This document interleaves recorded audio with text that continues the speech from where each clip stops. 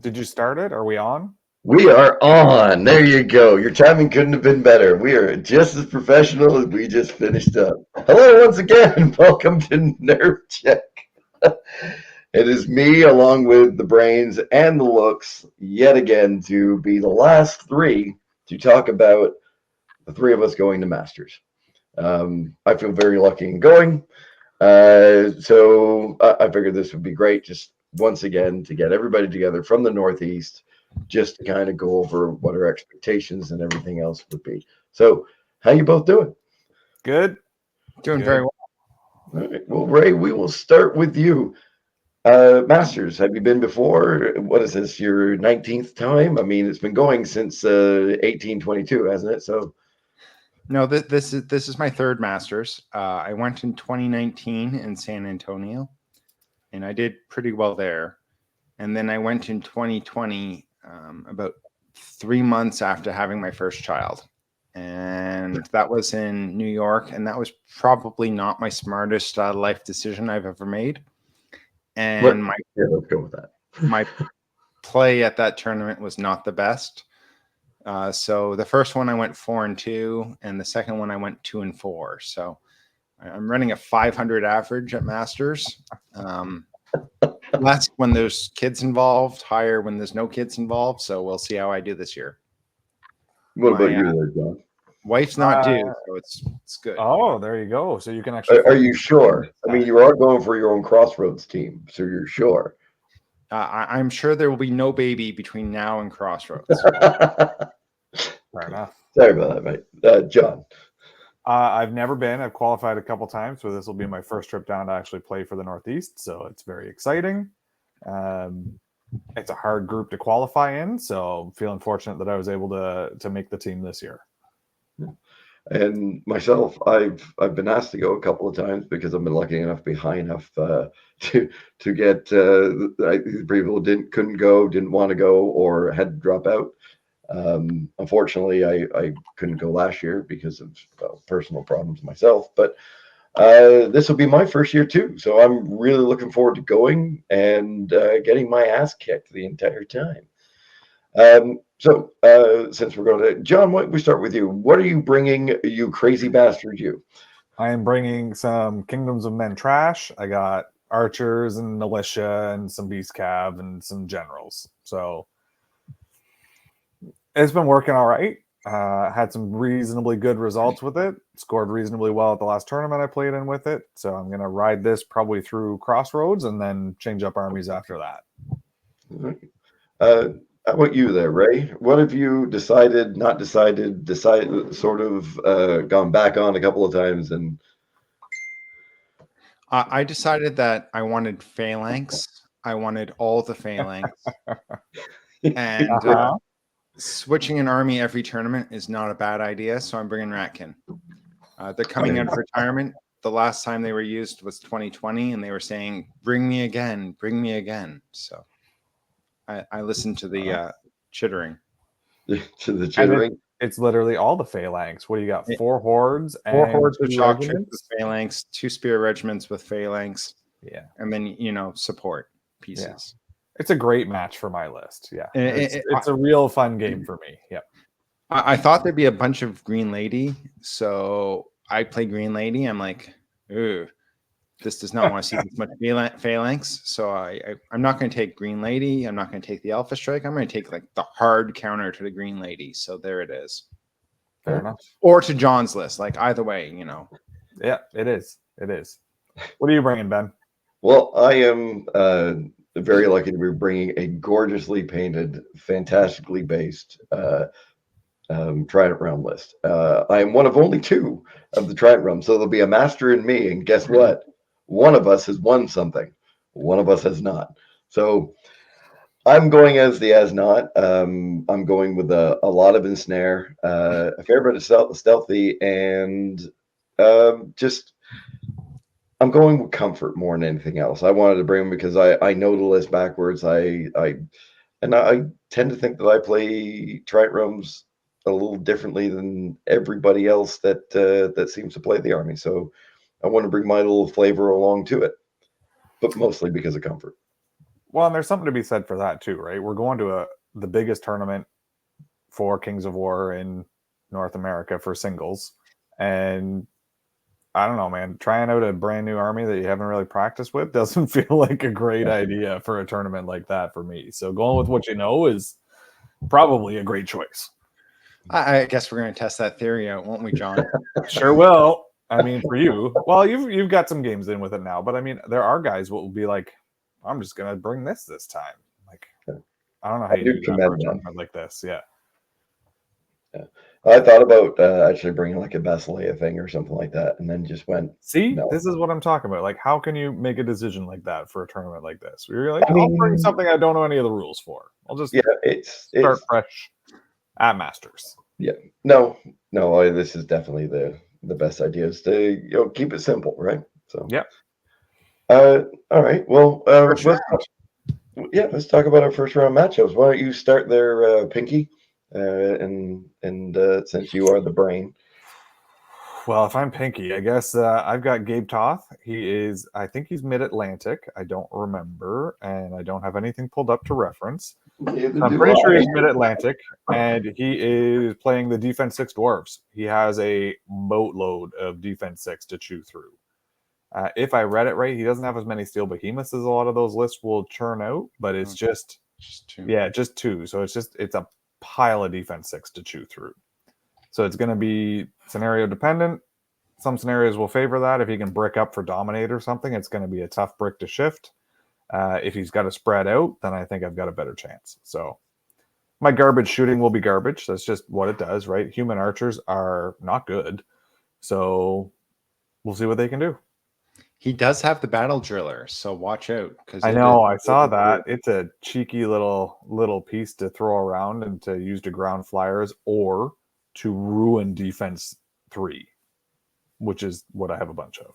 So we'll see.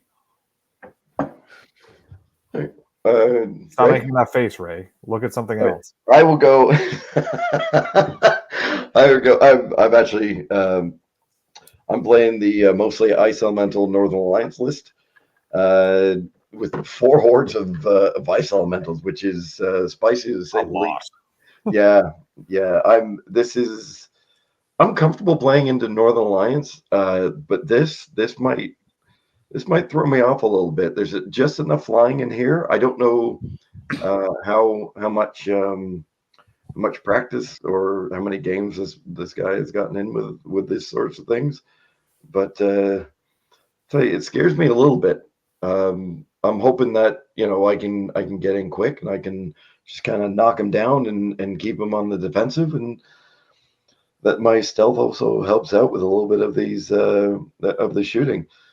We don't know what we're playing round 1 yet, so nope.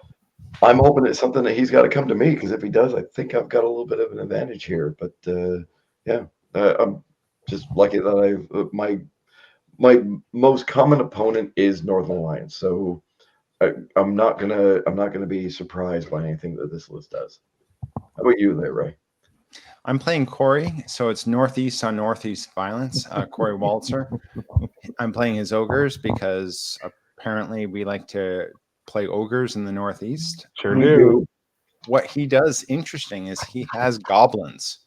So he has Goblin Rabble for tokens. He has Goblin Scouts just to run around and cause issues. And he has a Goblin Blaster because it's fun. And the other thing that he has, which is a bit abnormal, is Hunters. So you don't often see Hunters in a Ogre list, but against me, being speed 7 will actually make a difference, because otherwise we're all speed 6 and looking at each other. This lets him set the charges if he desires. Should be a good match. It's not my first time playing Corey. I think we've played twice before. He's won one with the Varangur, and I've won one against his Ogres. So it should be a good matchup, the rubber matchup, and we'll see how it goes. Very nice. My phalanx is absolutely useless, which is always great. Like, I designed an army with all phalanx, and and then round 1 it doesn't matter. Yeah, it doesn't matter. Like, but great. It also has if the Red Goblin Scouts charge me, then it'll make a difference. See, it could matter. But You it's never also know. got volume of attacks, and it's got crushing all over the place, which is what ogres don't want to see. Because 15, 17 nerve, a volume of attack, if it spikes or rolls hot, can handle the problem for you. And I'm really glad I have 2 sources of Bane Chant now, because crushing 2 or crushing 3 with vicious means that ogres don't want to see that. Well, So, it's gonna make a big difference in between the two of those. So, well, absolutely. Wounding on 2s with vicious means basically everything converts. That's been my experience. Because you, as a Trident Realm player, always like playing vicious and elite, right? Right, Ben? the 2 things that Trident Realms hates more than anything else is vicious or elite, and even worse when they've got both. I mean, you might as well just throw the unit away at that point in time. It's just You can throw your units away anytime we play. Just feel free to just pick it up, turn and them put around, and like put them in the corner. And I promise, I won't even charge them. Yeah. Well, over with now, more than one thing, but yeah. All right, well, what are we expecting going into this? Like, with me and you doing it once there, but Ray being the veteran of us 3 going into this, how would we start there, Ray? What's your expectations doing this thing this time around? You know what? I would like to do 4 and 2. That would make me happy. Screw 50-50. 50-50s for losers. Mike, cough. No, I'd like to do 4 and 2. I'd like to be drunk Saturday night. I'd like to be really drunk Sunday night and have one of you 2 fine gentlemen drive the first bit on the way back so that I can sober up. So, Joey, please bring some beers from Richmond, and I will join you in drinking well into the evening. So that is my plan, is to be drunk. Hopefully I can win my games on Saturday so I can be really drunk on Saturday night and not have to worry on Sunday. So we'll scale that back to a 3 and 3 for Ray. And remember, John, we're not bringing our licenses, right? You know what? I want to see the guys from the Southeast because I haven't seen them since 2020, because having babies does that, and see the guys from the Mid-Atlantic and Northeast and hang out. Cool. What about you there, John? You got any expectations this time around? I don't. I'm just looking forward to meeting some new people, because there's going to be a lot of guys that I've never met that are playing. Seeing some of the guys I've only met a few times, like Eric Trowbridge, the gents that we played first round Crossroads last year as well. It's going to be a lot of guys I don't get to see very often, so it's going to be exciting just to kind of catch up with people and hang out. I met a bunch of them when we went down to Best of the Rest when it was in New York. So I met a few of the guys then. It was a great time. I was very drunk on the Saturday. It was a great time. So my Sunday morning game was not my best, but that's how it goes. So I'm going down for a good time. I don't really have any expectations for this one. Well, I'm kind of in the same boat you are. I'm trying to talk myself down more than anything else. Like this was one of the things that I wanted to do, especially in these few years. So I just kind of I'm really happy to be going. I'll be ecstatic if I go 4 and 2. It would be unreal. I think it's probably going to go 2 and 4. As long as I don't hit rock bottom, as long as I'm not the last one there, I think I'll be having a good time. So I'm hoping I surprise a few people and that gets me a win or 2. But other than that, yeah, same with you guys. Like I haven't met a bad person playing this game yet. So I hope that just continues and I'm able to have a couple of drinks with people and just sort of lay back for a few days. This is something I guess anything can happen, right? But I'm really looking forward to this time out. So Ben, my challenge to you is I want you to be the top ranked Trident Realm player at Masters. That's not fair. I mean, the only other guy bringing in Trident Realms is the one. Doesn't matter. Don't give me excuses. We're going to have a post Masters discussion, and if you're not, tell you what, one of us we'll figure out something. But if you're top rats by more points than I'm top Trident Realm. We'll figure something out between that. I mean, we could say John could be top Kingdoms of Men, but guess what? He's already won that one. I win. So. I told you, first place. Kingdoms of Men. So, were you guys surprised by any of the army disposition, like the number of armies? Any armies not taken that surprised you, Ben? Yeah, no, I definitely was. I much like we talked about this, I was definitely expecting more Twilight Kin than what actually came. The amount of ogres sort of surprised me, but definitely was it 6 Night Stalkers, and I was expecting a lot more dwarves. So I'm kind of happy going into this. With the lack of shooting, please don't shoot me. We're fish. It's like being in a barrel, only one on a table edge. So like, just leave us alone. Leave us alone. No shooting. Just come and try and punch me in the face. I like that. What about you, there, John? I'm just quickly referencing something. Okay, Ray, how about you then? I think Night Stalkers are in a really good spot. So seeing them being very popular did not surprise me. Seeing ogres as popular as they were did, and seeing Twilight Kin not being more popular.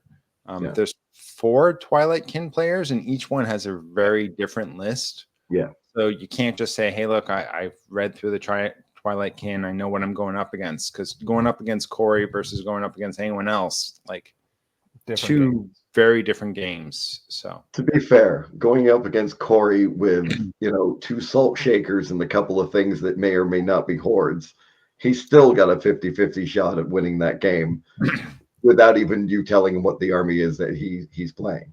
Like, come on. I don't know. I have a pretty bad orc list that I could give him, and I'd feel pretty confident. So it's still Corey, but I've designed some bad lists.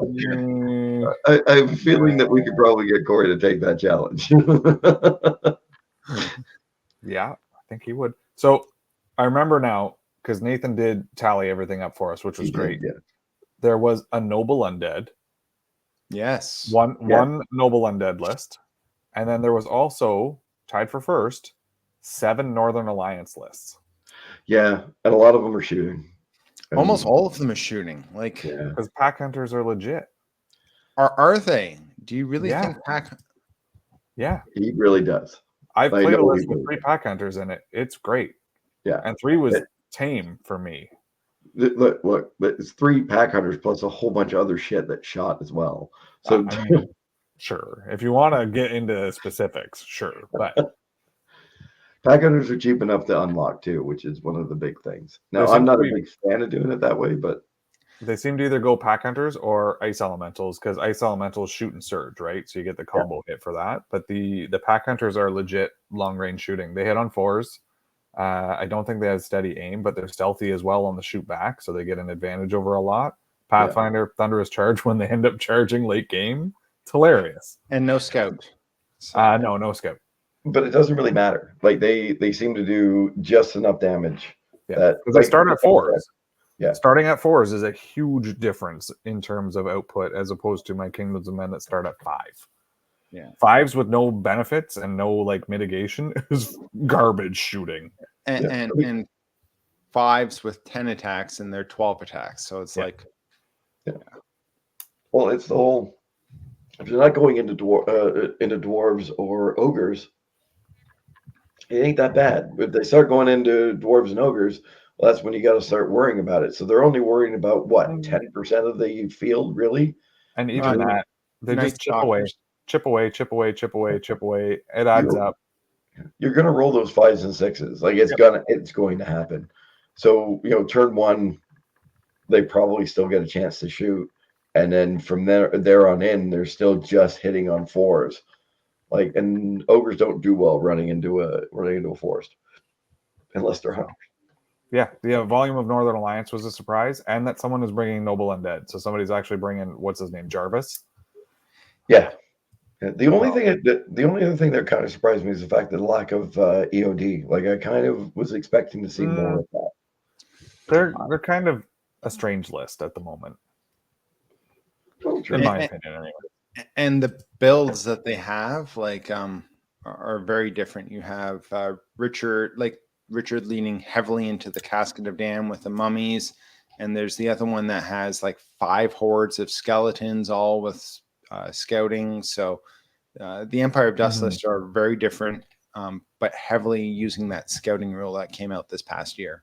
Yeah. 5 hordes of scouting skeletons actually sounds hilarious. It is a cool list. So.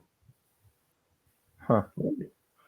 Well, with that, I think that's where we'll leave it. I mean, this is sort of what we've asked just about everybody else. We're all I do want to say that the matchup I voted that I wanted to watch, I am sorry it wasn't you, Ben. I want to see Travis Tim with his goblins against Keith Randall with his elves. Yeah, it's going to be a good match. That's classic as classic gets. So because Keith is really good and he's played elves forever and ever, and Travis is good, and those two armies are like water and fire. Like they shouldn't mesh. Like in theory, I think Keith has the harder time with the two, but Keith's a good player, so if he could pull it out, like that would be the one to kind of watch. But voting's done, so no one can listen to my advice anyways as to who to vote for. So we'll see what people wanted to see. We will see. All right. And with that, I think we'll put this one to bed for now. And thank you, everybody, for listening yet again. And we'll see you all soon, hopefully before and after Masters. Thank you very much. Bye.